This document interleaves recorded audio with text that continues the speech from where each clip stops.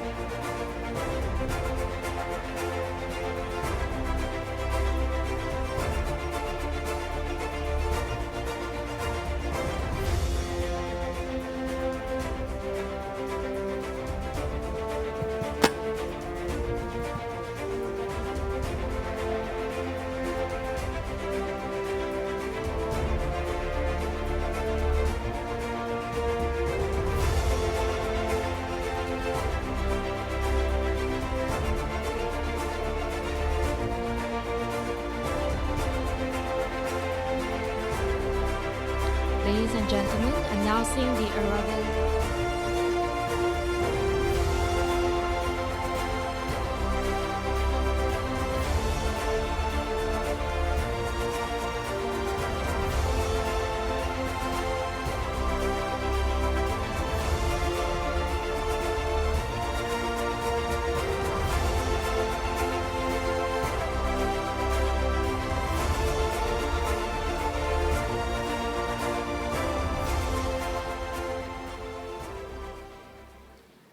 Mr. George Yeo, former Singapore Foreign Minister, Tan Sri Datuk Sri Sir Jeffrey Chia, Chairman of ASLI and Chairman and Founder of Sunway Group, Tan Sri Datuk Sri Syed Hamid Alba, former Malaysian Foreign Minister, Tun, Tan Sri, Datuk Sri, Datuk, Excellencies, Professors, Members of the Parliament, former Minister, students, and of course, ladies and gentlemen. Welcome to the book launch event for George Yeo Musings. My name is Xiao Yu and I'll be your MC for today.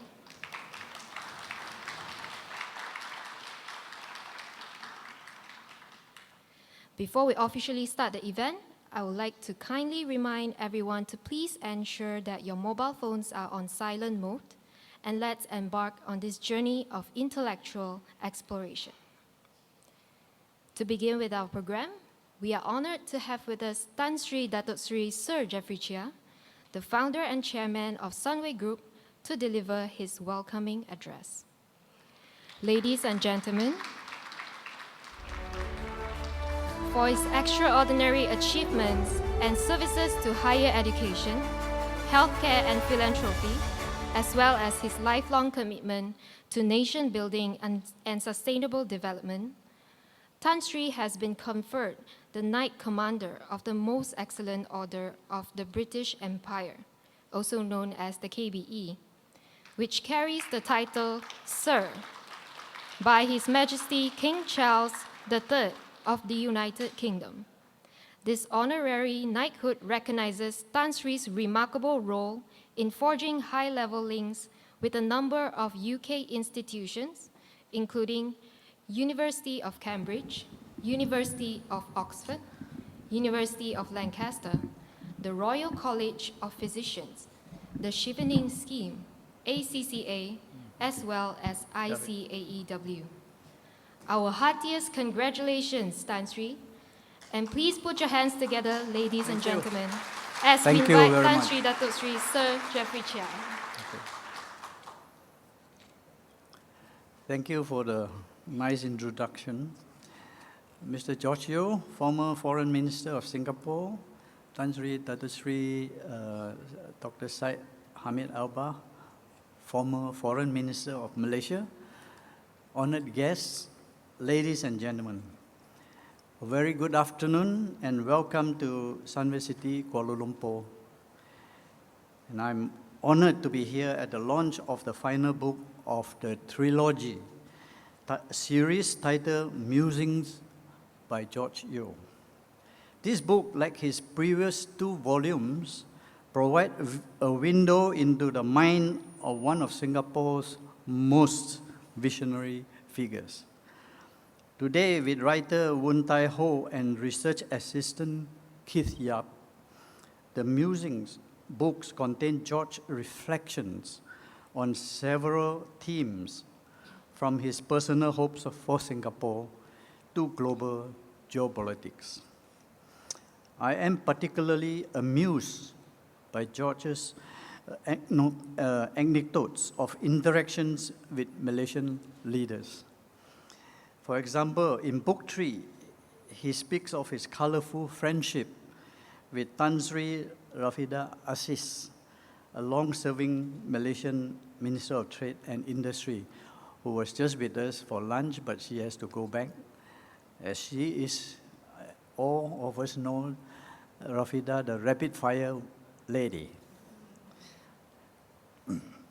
When George was proposing a free trade, proposing a free trade agreement, Tan Sri Rafida said, "Singapore is already naked. What more is there?"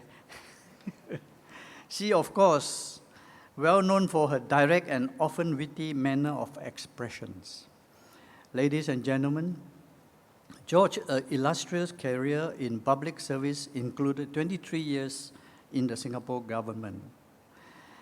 As Singapore's former foreign minister, George has been a beacon of visionary leadership and diplomatic wisdom. His contributions have significantly shaped Singapore's narrative in the community of nations. He has also served as Minister of Information and Arts, Health and Trade and Industry. George is someone who is known for his humility and does not chase titles or personal glory. Back in 2011, Prime Minister Lee Hsien Loong called him to consider running for President of Singapore.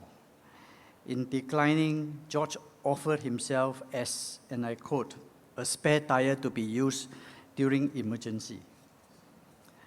He said he would only do it out of duty and not of ambition.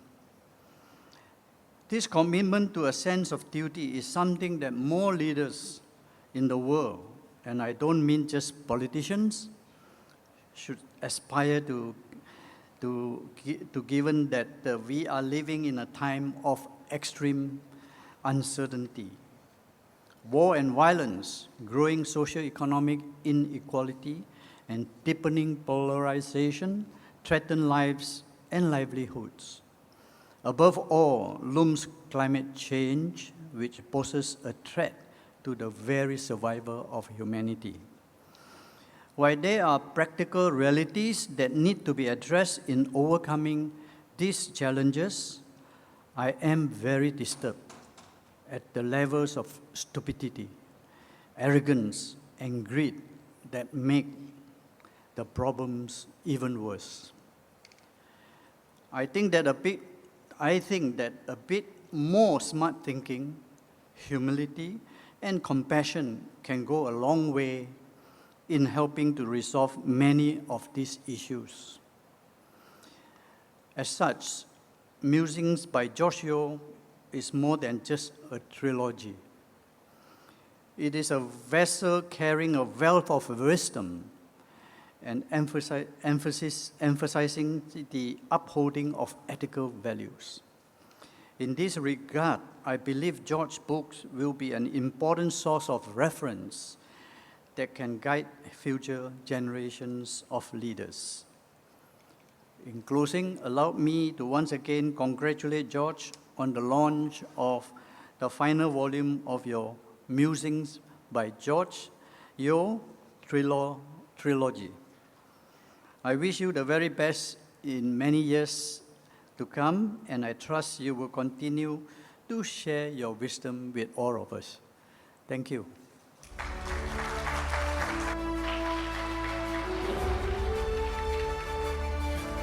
Thank you, Tan Sri Dato Sri Sir Jeffrey Chia, for your very inspirational speech. Following the welcoming address, I would like to invite Tan Sri Dato Sri Dr. Syed Hamid Alba, the former Foreign Minister of Malaysia, to deliver his special remarks. Let's give him a warm round of applause.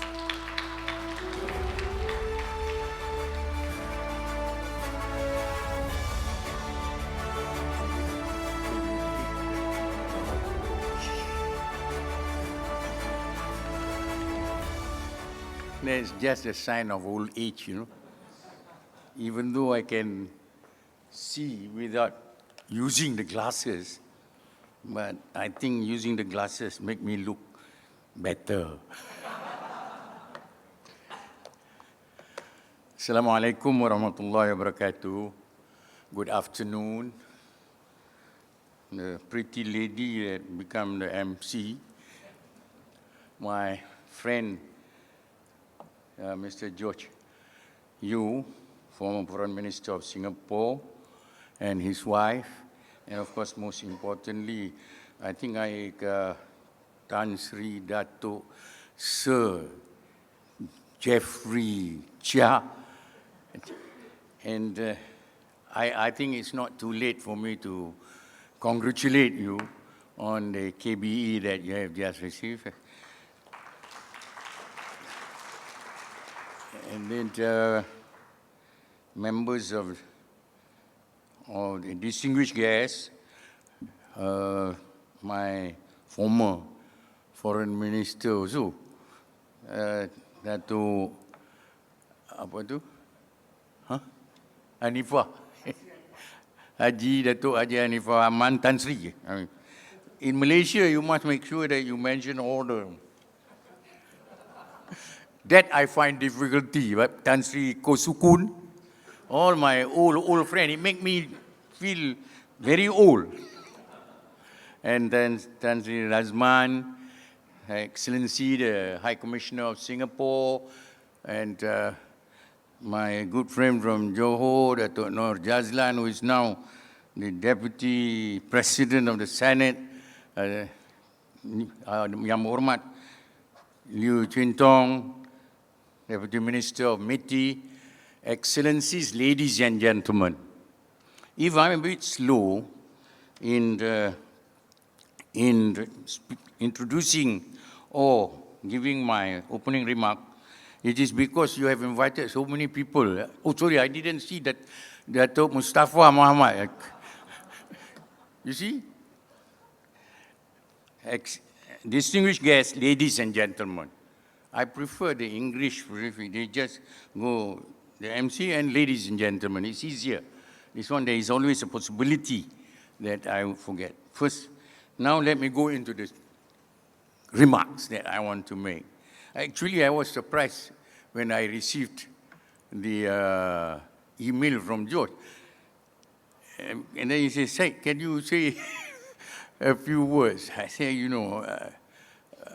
to say a few words about your musings is not a simple task. And I say, why don't you send me the copies of your music? And then I got a 3-volume of this very thick musings. And I immediately upon opening the thing, I straight away tried to read the first volume, few pages of the first volume, second volume, third volume, but it's fantastic. Anyway, congratulations on your musings. Ladies and gentlemen, these days, as I approach the age of 80, I often think, and often think somewhat wistfully, about my days in office and public life. This current act of rumination and reverie might well be, and let me use a biblical providence, the providence of not just those who once occupied public office, but may appear a condition particular to those who have occupied that rather unique and somewhat envied position of Minister of Foreign Affairs. A lot of people think, as Minister of Foreign Affairs, is travel, exchange, the idea of friendship between cultures and nations, that kind of thing. And I often reflect on what this act of recollection could be termed. And often, all too predictably, I refer to it as nostalgia. On the side of the panel, I know. But then George called me, I think I mentioned just now, wrote an email to me or sent me a message and gave me a good jolt of remembrance by asking me to say a few words on this occasion. The Kuala Lumpur launch of his third volume of conversational memoirs, Musings. And the term I was perhaps grasping for in these days of frequent personal reflection. As you grow older, you have got more personal reflections, what I could or what I should. Musings, I suppose in the classical philosophical tradition, be it Western, Eastern, or Islamic, is serious business. The act of intellectual wandering. And as George enters his third volume of these musings, anyone who reads it will get a clear sense of that classical inference in its focus of recollection and very structured and informed. The remembrances are all very structured and informed. The third volume, I think it took that heavyweight of modern diplomacy, if you can remember, George, Henry Kissinger, a span of many years to complete his 3 volumes of memoirs. George, adopting a more Socratic approach, has reached that number in much less time. So congratulations. I believe I make a cameo appearance in one of the volumes. I think it's the second volume, if I'm not mistaken. He always talked to me about my ancestry, because he happens to be in a constituency that took the name of my ancestry, Al-Junaid. My father was a student at Madrasa Al-Junaid, was also a teacher at that. So I had always got a fond memory of it. So because of that, I say, okay. Of course, the personality of George Yeo cannot be divorced from foreign relations of contemporary Singapore. To most of the world, he is perhaps most commonly associated with the office of Singapore's foreign minister, if I'm not mistaken, even though the Minister of Trade plays an important part of your public life.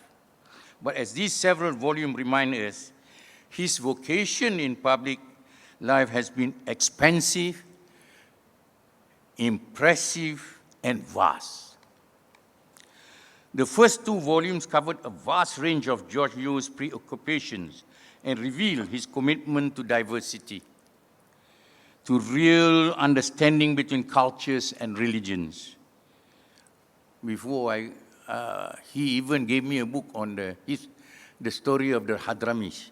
Can you believe it? George giving me the story. I should be telling him about that. So, but the real, as I mentioned just now, the real understanding between cultures and religion, he has delved deeply and impressively into the intellectual recesses of Islam and how it can inform the Islamic experience of the present day.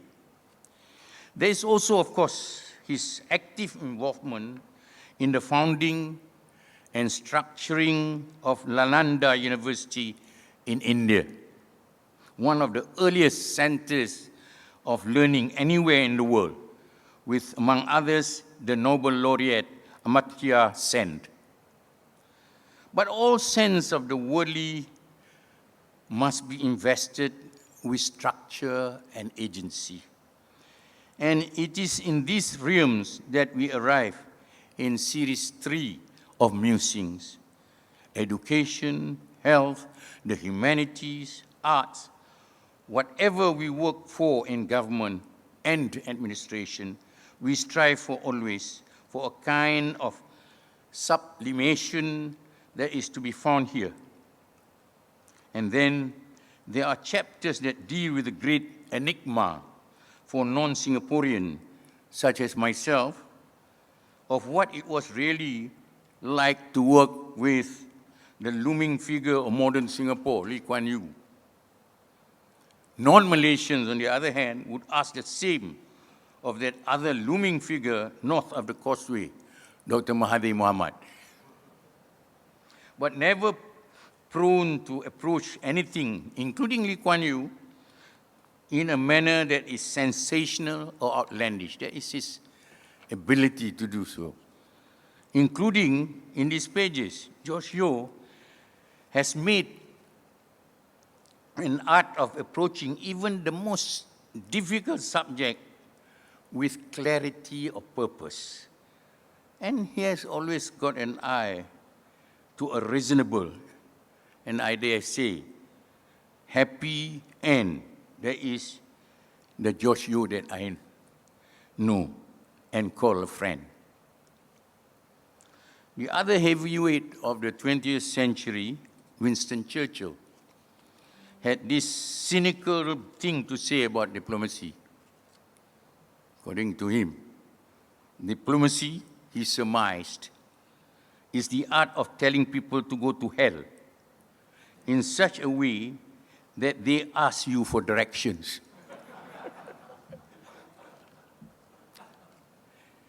That, some might claim, would encapsulate Malaysia-Singapore relations through the years. But in our time together in office, anyway, that was never our experience.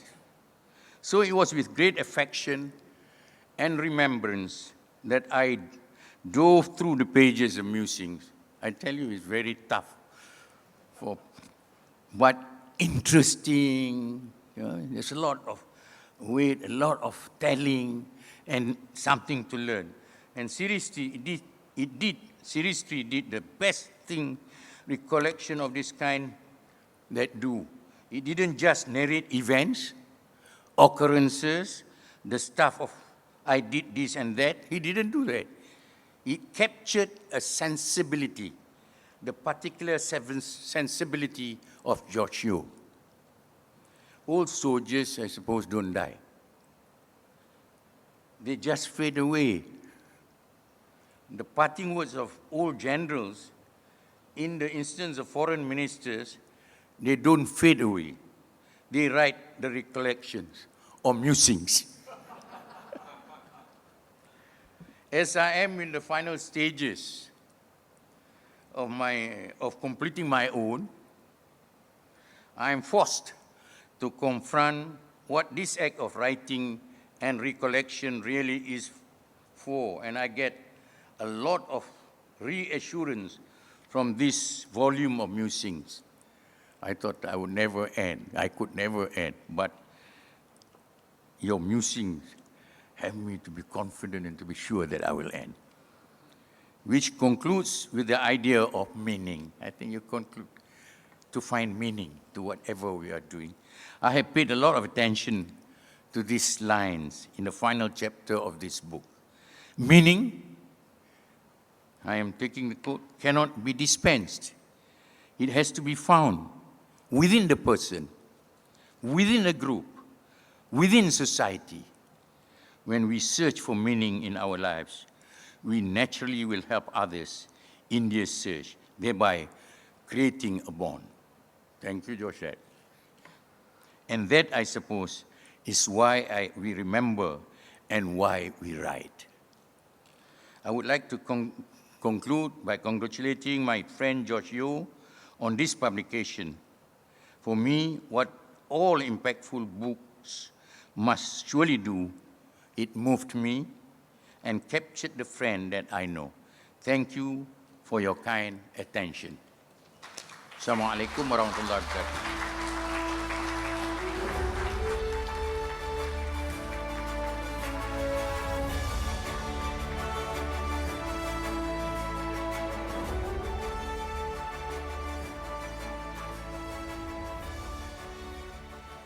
Thank you, Tan Sri Datuk Sri Dr. Syed Hamid Alba, for your heartwarming speech.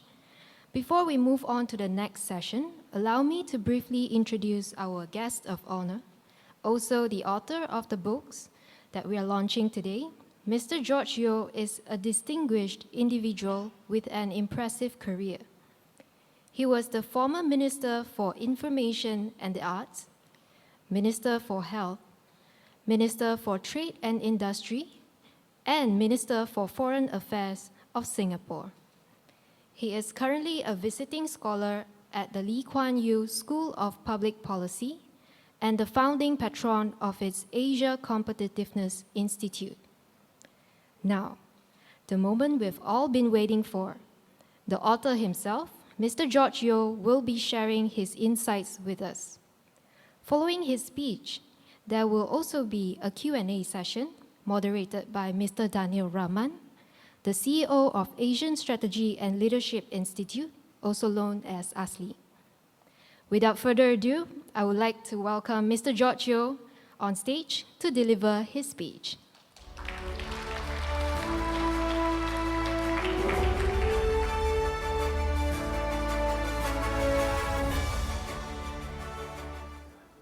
May I first thank Tan Sri Dato Sir Jeffrey Chia for hosting me. I was advised by Chua Hong Kun from World Scientific that Sunway University would be an excellent venue. So I didn't know you, but I know Philip Yeo. And I knew that Philip Yeo knows you. So one evening I text Philip Yeo, and within 2 hours, he came back to me, Jeffrey Chia has agreed. So this was immediate. So I thank you very much for giving me this opportunity and for getting ASLI to host the Q&A afterwards.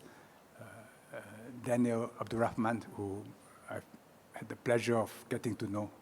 Yeah, thank you very much. My wife and I and our children, when they were young many years ago, went to Sunway Lagoon.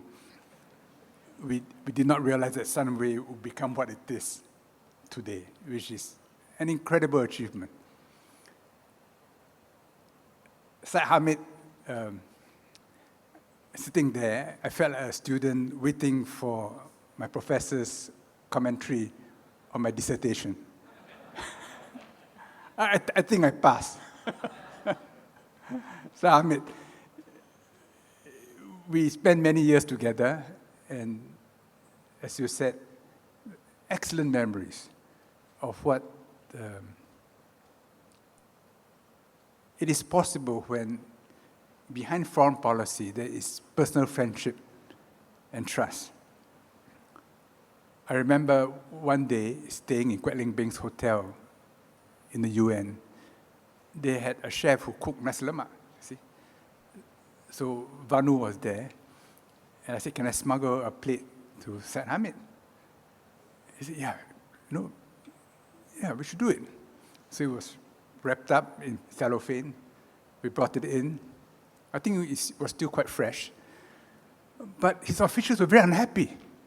They said, how come it's only for a minister? What about us? They told Vanu, we will submit a démarche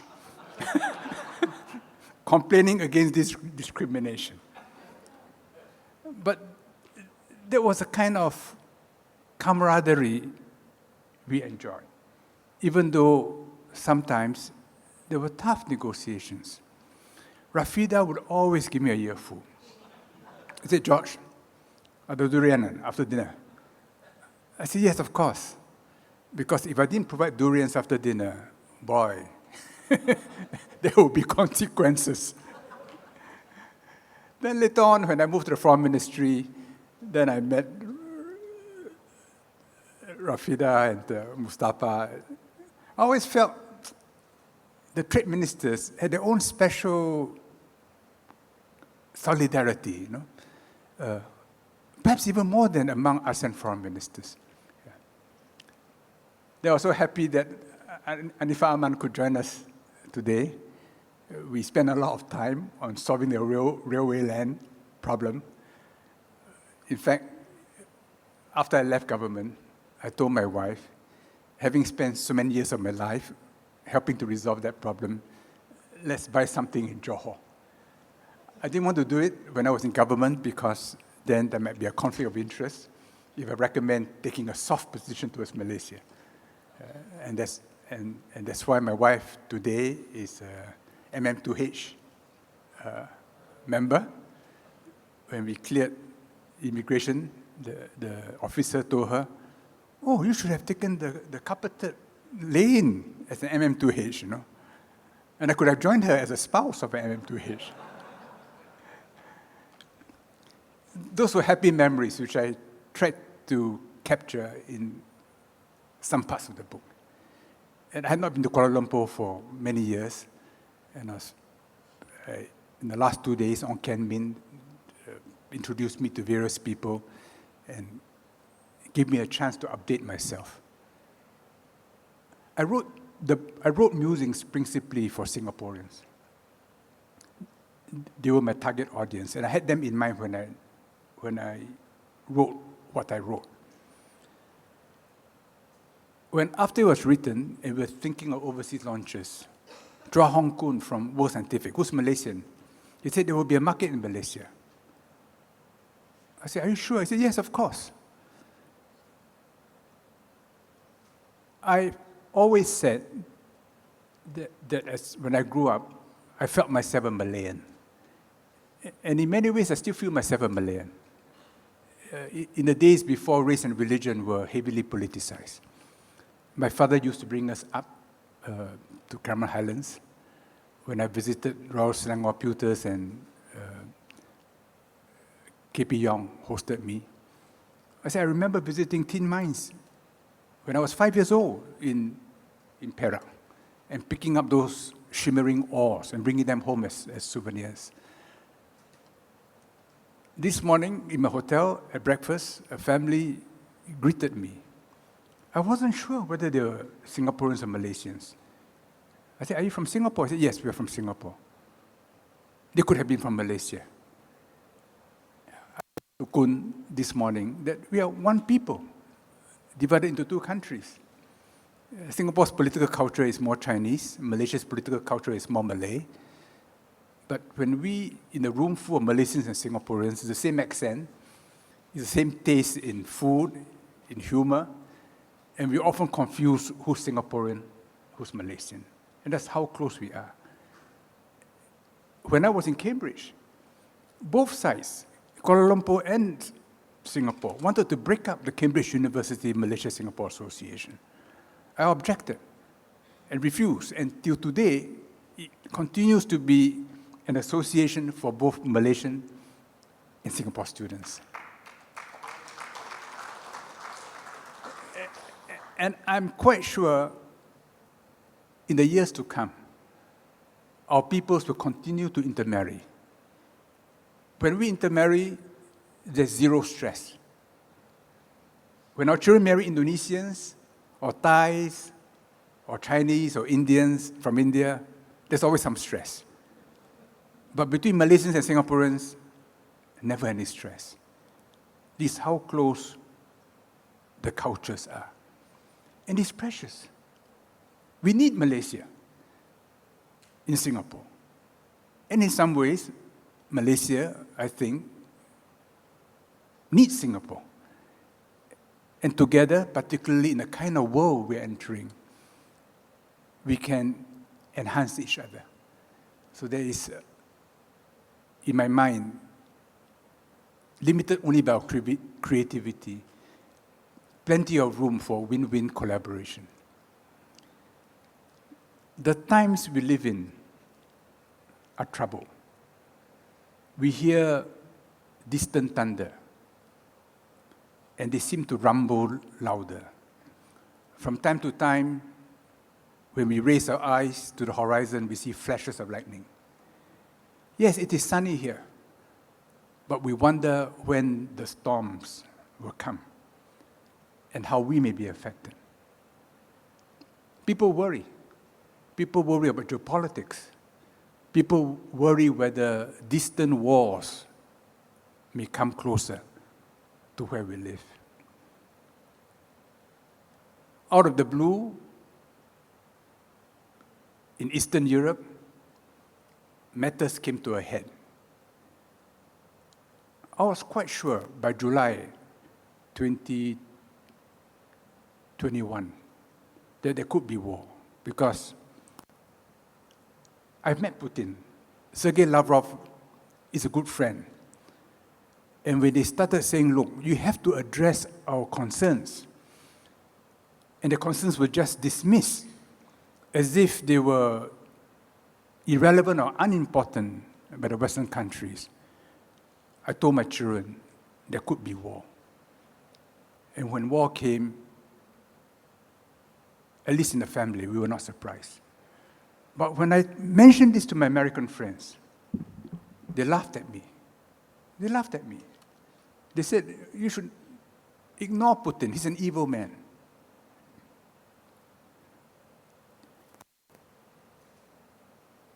It's not getting anywhere. The Western hoped that they could defeat Russia.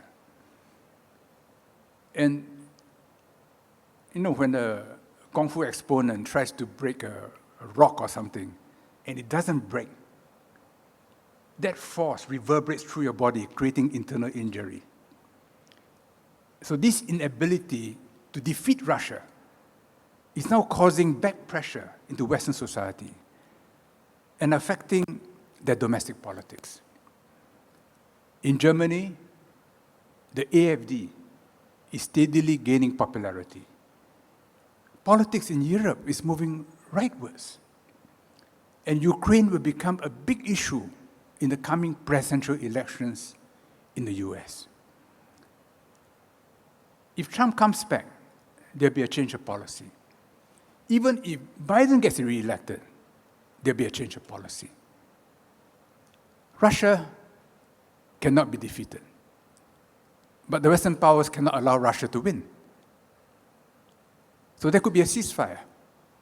But like in Kashmir, or in the Korean Peninsula, or in Cyprus, there will not be peace for years to come, probably for decades. Which means that there will be continuing antagonism between Russia and the US, Russia and Europe. Which means that Russia and China will remain close. Then, on October 7,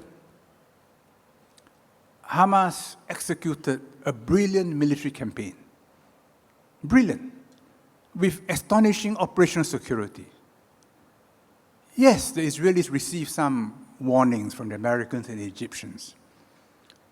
But in intelligence, you receive so many conflicting reports, unless there is enough of them to point clearly to something happening, you may disbelieve it. But the object of that military operation was terror. And Israeli society was shocked. and the Israeli reaction was completely predictable. I cannot believe Hamas did not anticipate Israel's reactions. They did not anticipate that Israel would try to bomb them to oblivion, that it would move in. They must have spent years making preparations. But for Israel, to have a ceasefire now means that Hamas has won. So they cannot allow Hamas to win. But can you destroy Hamas? Yes, you can destroy those who are now Hamas leaders. But can you destroy the soil which engendered the growth of Hamas in the first place? It may not be called Hamas. It could be called something else. So the problem is deep. And there, in the end, has to be a political solution. And it has to be based on two states, which the UN has endorsed, which earlier Israeli governments have accepted, but which, with the rightward shift in Israeli politics, is harder and harder to implement. There's no easy way out. And every day, when we read the news, when we see the images, it's depressing. Some of us will even shed tears. It is horrifying. Because in this game of politics, lives are just being played. Half of them children. The Americans want to buy time for the Israelis. So Israel has now cut Gaza between north and south. And there could be a pause, maybe for a few days. But cleaning out Gaza of Hamas, there will be a huge operation which will take time. It will involve the loss of very many lives. So the world recalls in horror. And OIC will be meeting. Arab governments, Islamic governments are all under pressure to do something. Having called for a meeting, Saudi Arabia cannot just have a blank communique. There has to be something substantive, some pressure on the US to restrain Israel. Will Israel be restrained? Henry Kissinger once said, Israel has no foreign policy. Israel only has domestic policy. It's a very fragile coalition. There is some kind of an agreement between Netanyahu and his right-wing religious parties that in return for changing the law, which will get him out from prosecution, he will implement their agenda. And for them, the dream is of a greater Israel with as few Palestinians as possible. There is no easy solution. Even if all sides agree on two states, it will take a long time before an agreement can be secured, successfully implemented, and two states living in harmony side by side. So the US now is deeply involved in two fronts, in Eastern Europe and in the Middle East. The good thing is,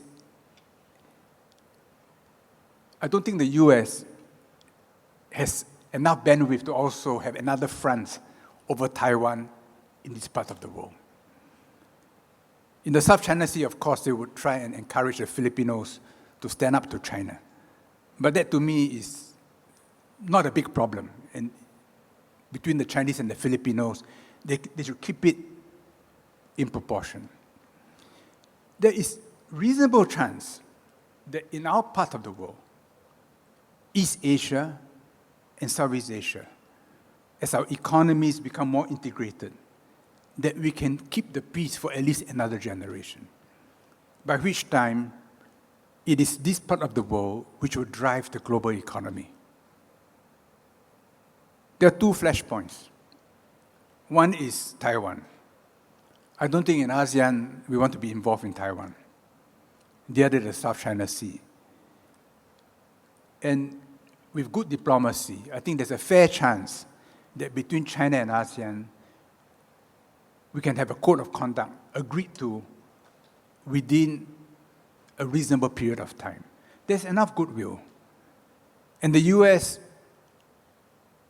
doesn't want relations with China to get worse. Hence, the recent exchanges between the two sides and Xi Jinping visiting Biden on the side for the APEC meeting. I think for the APEC meeting in San Francisco, the most important event will be the meeting between Xi Jinping and Biden. And unlike Bali last year, when after over 3 hours of conversation, a balloon got everything off course, this time round, much more serious preparation has been made. And in the short term, US-China relations will not get worse. Longer term, we can't say, because the US finds it very difficult to accept the idea that China will become the world's biggest economy. China's economy cannot be stopped. And China's economy by 2050 may well be that of the US and EU combined. Its internal market will be enormous. And all of us, whether we are in China or outside China, will be affected by what goes on there. In the old days, if I tell Malay friends in Singapore to get their children to study Mandarin, I will cause offense. Today, it does not cause offense at all. And I tell them that Anifa's children all study Chinese. Anifa's youngest brother studied Chinese. I asked him why in Sabah. He said, because his father saw the wisdom of it. That his father was able to see far. So at Kuang, I had a Malay driver. I said, your son, get him to study Chinese. Whether or not he took my advice, I do not know. But I knew I would not be misunderstood. This is the reality for all of us in Southeast Asia. China has already become our number one trading partner. This year, bilateral trade between ASEAN and China will reach $1 trillion. More than US-China trade, more than US-Europe trade, more than US-Europe trade. And it will continue to diverge.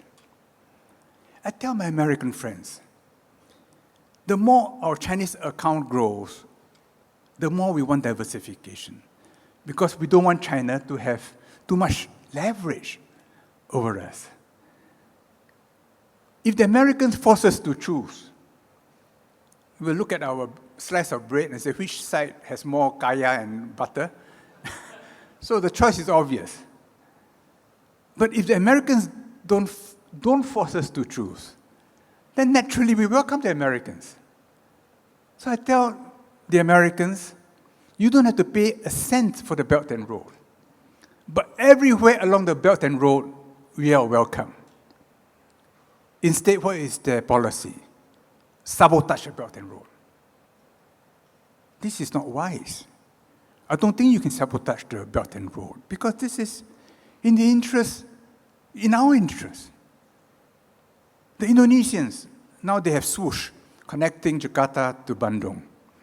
And everybody says, yes, we must connect Jakarta to Surabaya by fast rail. This will completely transform Java. Completely. And change its economy. It is more than half of Indonesia's population. And the Chinese will do it for them. Does it mean that Indonesia will be in China's pocket? I don't think so. The Indonesians have a very profound sense of themselves. And we will not be in China's pocket, provided we are not divided. And ASEAN solidarity is extremely important. And yes, there are problems from time to time, but always have a higher view. And year by year, among officials, among ministers, among the leaders, there is a great sense of kinship because we meet very often.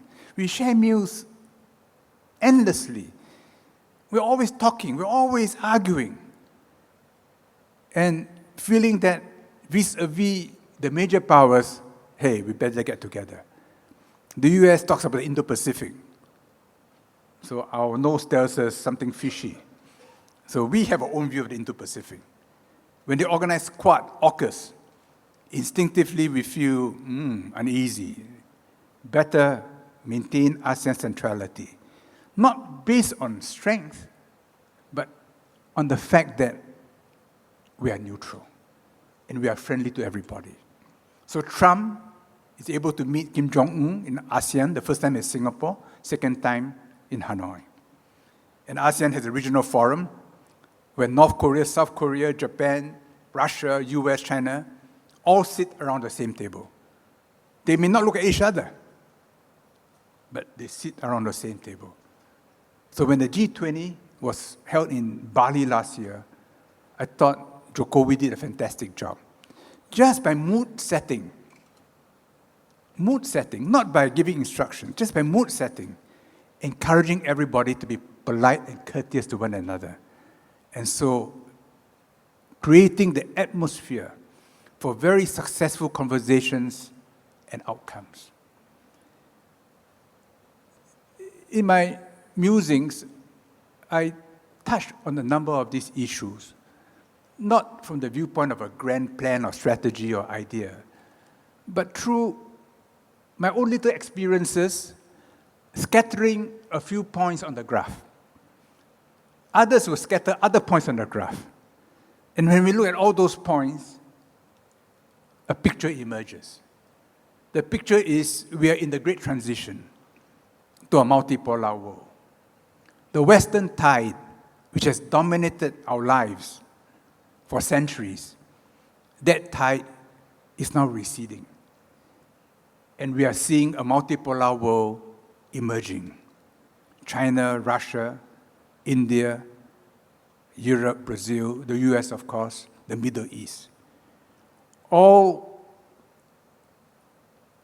insisting on their own sense of identity. In the Middle East, an Islamic renaissance is slowly beginning to emerge. A great sense of Islam's own history, statecraft, and the feeling that, look, no. The days of Sykes-Picot, carving out the Ottoman realm.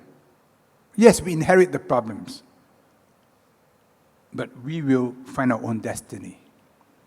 You know, in 1945, after Yalta, Roosevelt, on his way back on a US Navy cruiser, stopped by in the Suez Canal. He spent 5 days talking to Abdul Aziz, the first king of Saudi Arabia. All the subsequent kings are Abdul Aziz's sons. And out of those meetings, a critical agreement emerged that in return for the US protecting the kingdom, oil will be denominated in US dollars. And that anchored the primacy of the US dollar as global reserve currency and gave the US seigniorage, the ability to print money to finance its military bases and its deficits. Abdul Aziz's grandson, MBS, is taking a different view of the US. The US no longer needs Saudi oil, but they worry about oil prices. And you can be sure, we can be sure, that at the coming OIC meeting, whether it is said or not, the possibility of a 1973 response to what is happening in Gaza will be discussed on the sidelines, if not at the main conference itself. Iran is putting the spur on Saudi Arabia by constantly calling for an oil and food embargo against Israel. That card should not be played. That card should be waved.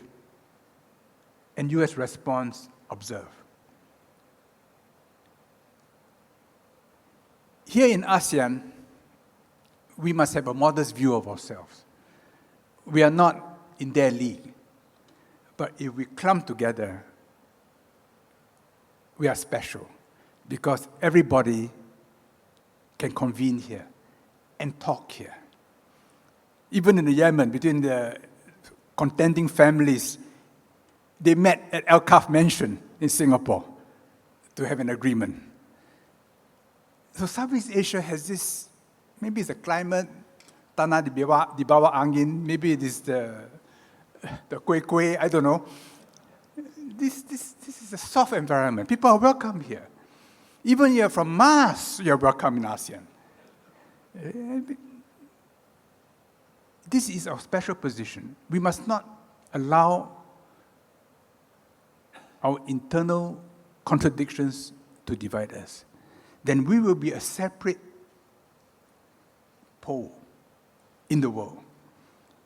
And with China, with India, ensuring that this region will stay peaceful. And therefore, the prospect of continuing peace and development for at least another generation. Thank you.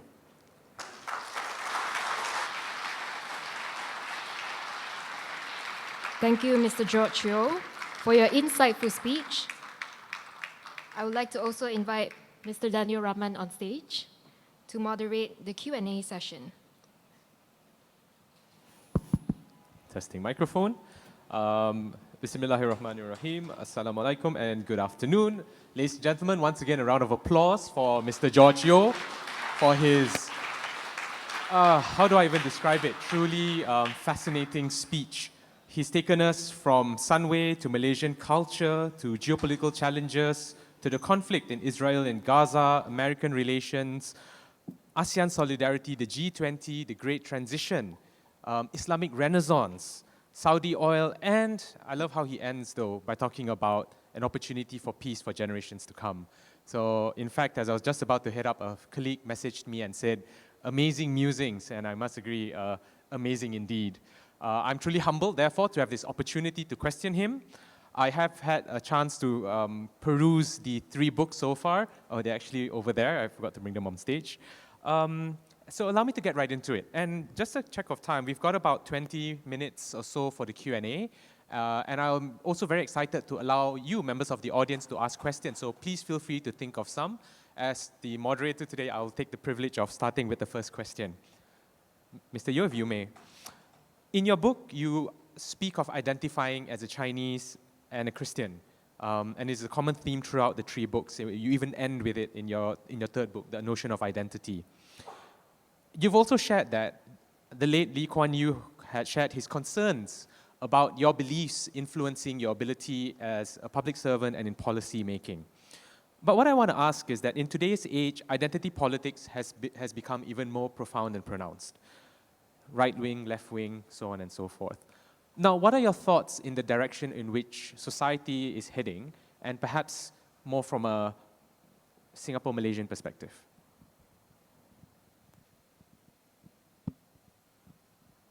For every one of us, our identity is very precious. In a crisis, we fall back on our deep identity. When we grow old, we fall back on our deep identity. And when the person you deal with, who could be your spouse, who could be a friend, who could be a colleague, understands you in your identity and respects it, that's the beginning of a relationship. If the basis of a relationship is that you cannot be yourself because we have to be together, that is a suffocating relationship. So we begin on the basis that each of us is unique. Each of us has a name. Each of us is individually accountable for his life, with his own history. It's like we may all have the same handphone, but everyone has got different apps, and everyone has got different messages inside. And my mobile phone reflects me. Yours reflects you. So if we begin from the individual and see in the child a hope for the future, then whatever our disagreements, we'll get it right. But when we begin with big ideas of race, of tribe, of religion, and then try to force people into categories, evil begins. Big ideas are important because that's how we organize, how we view the world. But it is always important never to forget the individual. So when Lee Kuan Yew expressed to my perm sec in the health ministry, he was unhappy with me over some matter. And he said this confidentially to my perm sec, who then relayed to me with tears coming down his cheeks. He said, Lee Kuan Yew worries that you are Catholic and you are Teochew. I was a bit heartbroken because being Catholic is important to me. Being Teochew is important to me. And if he's concerned by those two things, then what is our relationship? But of course, he never mentioned it to me. But that incident was important enough for me to put it in the first chapter of my first book. Because throughout the 3 books, I talk about how important, how precious identities are to human beings. I took a fascination with Said Hamid's tribe. To me, it's an endless fascination. I was in Morocco recently, and I was thinking about the Hadramis and how they became Sufis, how the Sufi master came from Morocco. So I was exploring the origin of Sufism in Fez and Marrakesh. Well, maybe it's inborn. But it enables me to have a wonderful relationship with Said Hamid. And when I went to Sabah, Anifah was quite clear. He says, no, this is not Semenanjung, you know. So he said, we drink wine here. I said, well, okay.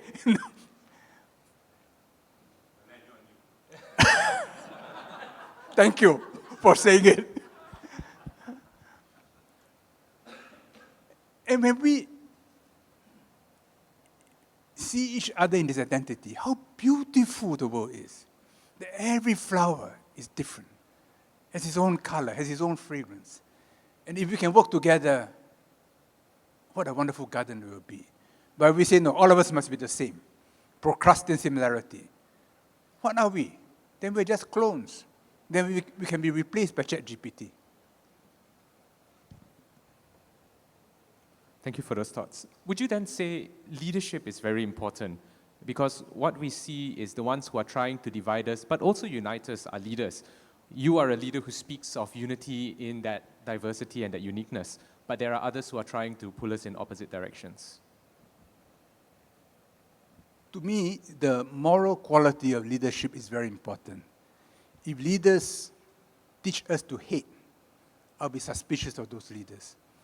If leaders are realistic and say, look, let's find a way to achieve peace,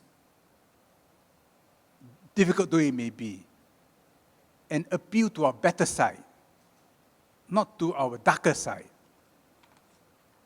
who make us feel more human, fuller, more moral, that's a good leader. But if a leader who appeals to your greed, to your desires, to personal advantage, yes, we may be attracted because we are fallen. But those leaders are bad leaders. Thank you. Wow, we've started with rather heavy questions, haven't we? Allow me to lighten it up a little bit. So the next question is, would you ever change your mind about running for president of Singapore? No. Sorry, not light enough, is it? No. I think it doesn't suit my personality. I'm temperamentally not fitted for it. Yeah. I tell people, being a custodial president is like being a fire extinguisher. A fire extinguisher is very important. It must be seen from far away, and it must be shining, so people will polish it all the time. But it must do nothing until it's needed. Then it better work. Then after that, it must do nothing again. So to me, it is a very important function in society, and we need very good people to play that role. I don't think I qualify.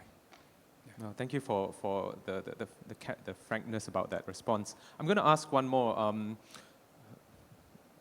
Malaysian mee goreng or Singapore mee hoon? This is a tough one. I think Malaysian mee goreng. There you go. Yeah, round of applause.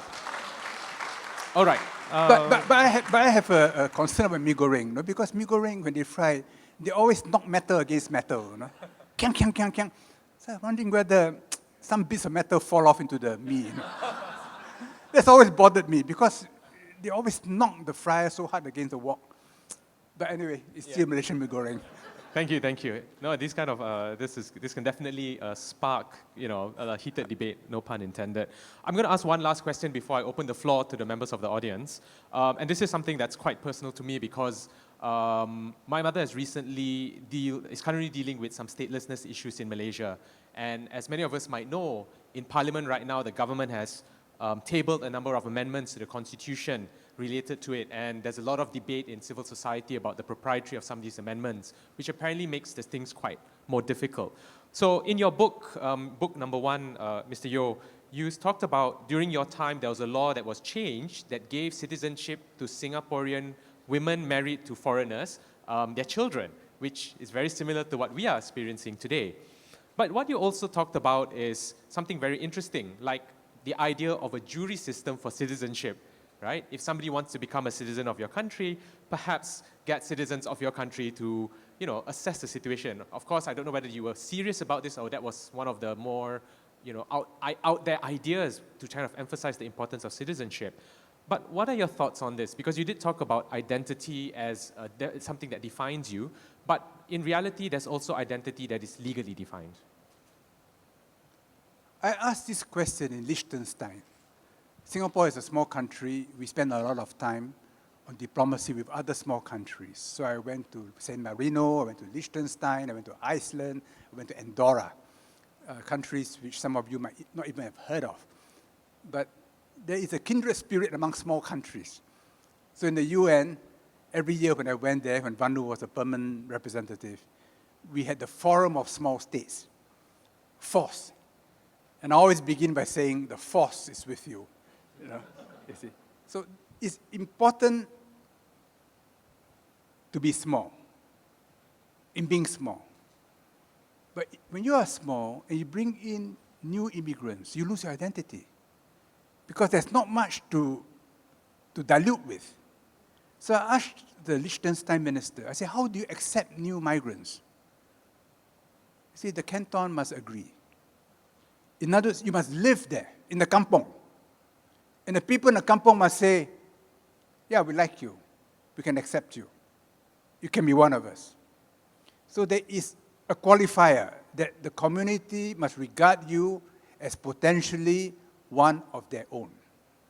The problem today with globalization is, and particularly in city-states like Singapore, we take a very practical view. How much are you going to invest? How much money do you have? What can you bring me? Yes, these are important considerations. But the people who come in, if they disdain the locals will in the end revolt and say, look, who are you? I don't want your $1 billion. Get out. There's a political reaction.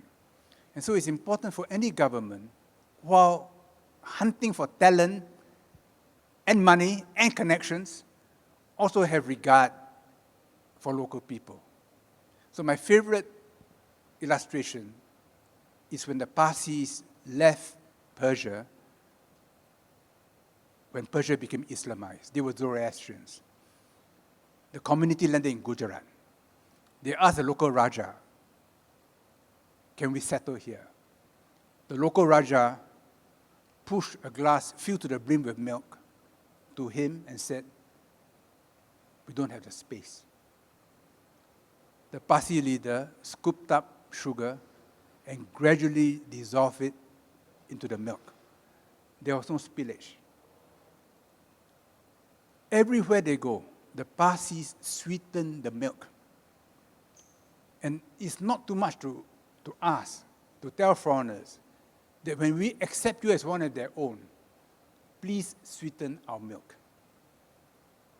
Little things. There should be an expectation that they give money or they help or show concern. And not think that, no, you need me, I'm a blessing to you, so you better be grateful. Which some of our new citizens affect when they deal with locals. So to me, that's very objectionable. And if there's a political reaction, my response is rightly so.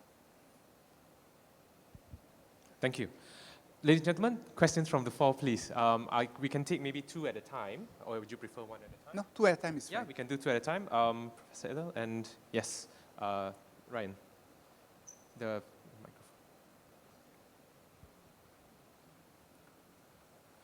Mr. Yeo, Elil Ranganathan from Sunway University. Thank you very much for your remarks. I haven't read the musings, but your musings on the current context, current geopolitical context is very, very insightful. Yeah? I have a question. Having spent quite a bit of time at the UN, and happy to see High Commissioner Menon here. He used to be ambassador in Geneva when I was there. Yeah. So Singapore tends to punch above its weight at the UN and in a lot of diplomatic fora. My question is, what was your strategy, and how would you use that strategy and learning to help ASEAN punch above its weight? Because we've seen over time how the European Union and the African Union are having much stronger say in global politics in the UN and other diplomatic fora. So just, any thoughts on that? Thanks. Shall we take the other one as well? Yes. Yep. We'll take the other question as well. Hi, I'm Ryan. I'm actually an ICW student from Sunway University. And yeah, Minister George and Mr. Daniel. And in front of all the distinguished guests today, I would like to ask Mr. George a question. Do you mind sharing, as your tenure as a former Foreign Minister of Singapore, do you mind sharing what was your most memorable highlight in a storyline that, if you don't mind sharing today? Thanks. Singapore is a city-state. It's not intelligible in itself. It's only intelligible with reference to a wider region. And Singapore makes a living by serving others. And this is really at the heart of our foreign and economic policy. How do we add value to others? How do we help you to fly to a destination faster, cheaper? How do we help you to sell dearer and get supplies at a lower price? How do we make things more convenient for you? So the attitude must be of service to others. And when people find us useful, that's how we make a living. And our diplomacy is very much like that. If we were to say, no, I think I should punch above my weight, people will say, look, you're such a puny guy. What makes you think you can? And we cannot win this by argument. We can only win this argument by service. I can help you. Show it. Oh, okay, you're useful to me. Then we can talk. Yeah. So Singapore must always be like that. And I don't like this description that we're punching above our weight. No, we're just helping people. And when we help people, we do ourselves a favor. And for us, the most important thing is ASEAN. Without ASEAN, caught in between the major powers, life can be very tricky and difficult. But if there's ASEAN, all of us can hide behind ASEAN, behind an ASEAN position. And in some ways, having an ASEAN helps us overcome bilateral problems, because then there's a larger unity which binds us together. So today we talk about a common electricity grid, a common electricity market, which I think with all the concerns about carbon emission and climate change is very important. So ASEAN doesn't vote. It takes time for us to make decisions, but there is considerable goodwill and a willingness to compromise, and a sense that anticipating a more difficult future, all of us are better off working together. What is concerning is Myanmar, which has divided us. And I sometimes feel that we've lost some of the touch that we had in the past, where the attitude was bring them to the room, shut the door, and then give them a piece of our mind. now the approach is, you behave before you come in, making them lose face.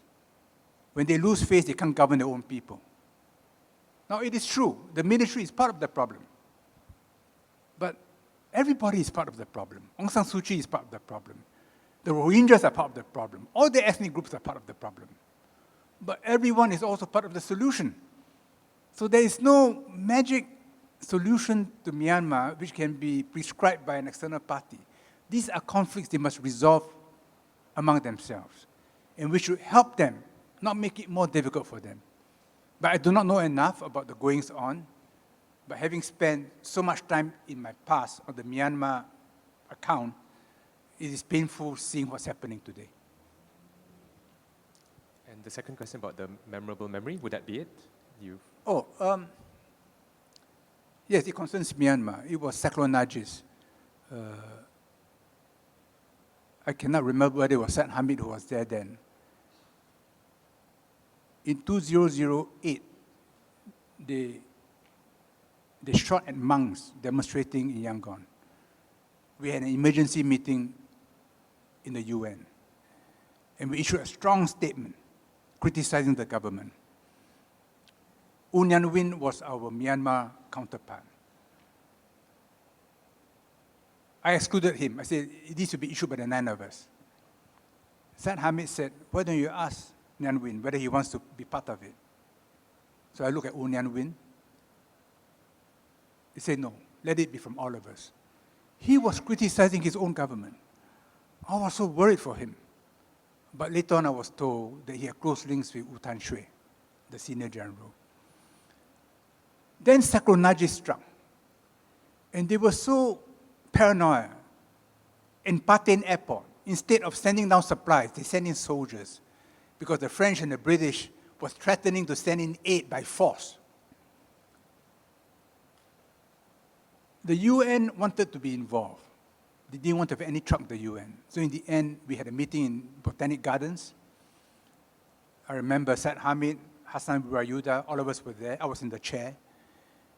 The Myanmar Foreign Minister said, no, we don't need help. Hassan said, what do we mean to you and what do you mean to us? And all of us chime in. I said, why don't we take a break? You talk to headquarters and have lunch. After lunch, he came back. He said, okay, ASEAN can be the intermediary. We called up the UN Secretary General Ban Ki-moon, and he flew in.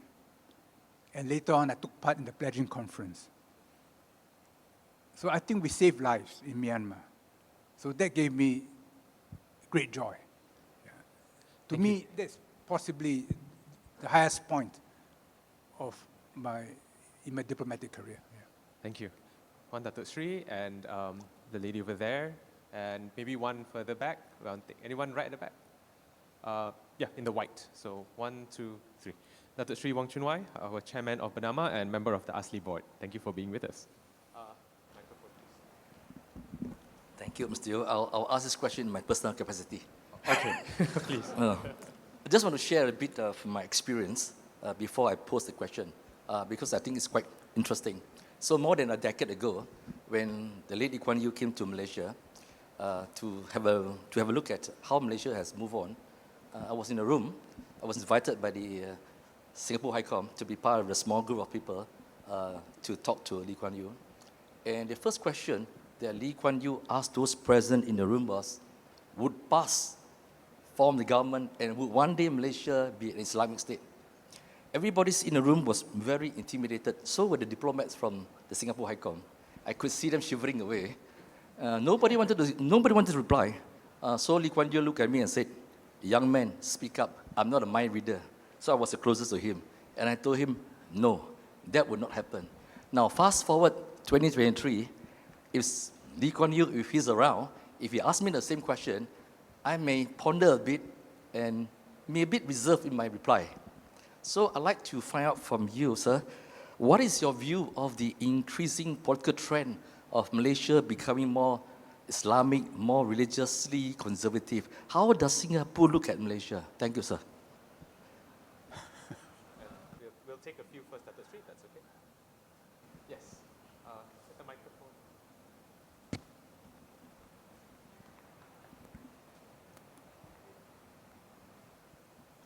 Mr. Yo, out of curiosity, I wanted to know if there was a possibility of you translating your book, because while I have been fortunate enough to grow up with English, we have seen an increase in people in my generation in Malaysia that either choose to not want to learn English at all, or they choose to not read anything that has not been written in Malay.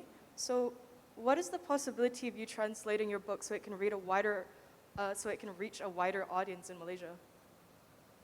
Thank you, and we'll take one more, just take the third one. Just mindful of time, it's almost 3.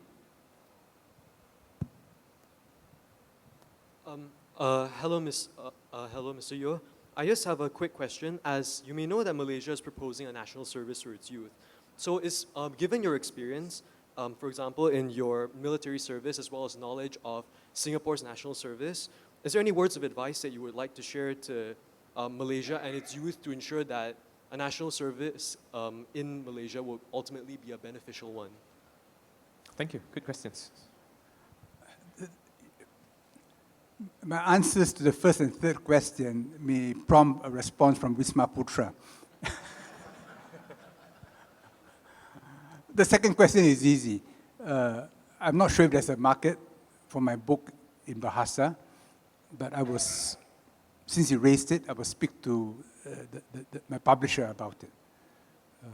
Whether it's something which maybe with AI can be done economically. For the first question, I do not have a feel for the situation today.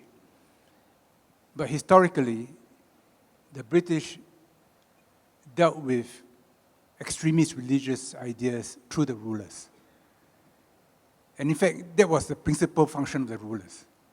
Because the British knew they cannot deal with the religious leaders directly. So in Islamic society, there are a few routes. You either, when ideas become extreme, whom do you respond to? To a guardian council, like in Iran? To sultans and emirs and kings, like in the Gulf? Or to the army, like in Egypt? And maybe ultimately in Indonesia. So the idea that in a free-flowing democracy, extremist Islamic ideas can find a balance is still an experiment. Because it's very difficult for a political leader to tell a religious leader that you are wrong. Because the religious leader has behind him scholarship, and he can cite chapter and verse. So in the case of Indonesia, the ultimate holder of the ring of Pancasila is a TNI. In Malaysia, the rulers play a very important role because the religious leaders know if ideas go too far off, well, they will step in. In Singapore, we have the Majlis Ulama Islam Singapura, Ugama Islam Singapura, which is a statutory board. The state appoints the mufti. The state can remove the mufti. The mufti determines what can be said or not said on Fridays in the mosque. Because if a Chinese majority cabinet were to try and interfere in the mosque or madrasas, that would not be acceptable. So it's got to be done through MUIS. And the control is indirect. It's the same in Malaysia. So the rulers play a very important role in the long-term response to the challenge which you cited. The third question is about national service being reintroduced in Malaysia. So I wanted to get your thoughts and your advice to Malaysian youth on that. Malaysia, we are exploring, or it's been announced that it will be reintroduced for 16 to 35-year-olds. No, I think it's a very good idea. It's difficult. There's a lot of administration. There'll be a lot of unhappiness because time will be spent. But it'll be a way for Malaysians of different races to get to know each other as young men and women. And they'll get to know their country because they'll be posted to different parts. And what they learn during national service will be part of the knowledge base which will prepare them well as full working adult citizens. But it requires a lot of organization. It's expensive. There'll be a lot of frustration, but in the end, very good for nation building. All right, I think we should put a close to the Q&A. It's already 3 o'clock. So ladies and gentlemen, I just want to end by sharing a quote by Confucius, because I know Mr. Yeo is a big, when he speaks, he often talks about the philosophy. And the one that comes to mind is the one that goes, real knowledge is to know the extent of one's ignorance. And I think with Mr. Yeo and his musings, a lot of it has been about a journey of self-discovery, reflection, understanding the ignorance, but also overcoming it with knowledge. On that note, join me with a round of applause for Mr. Yeo. Thank you so much. And I shall hand the floor.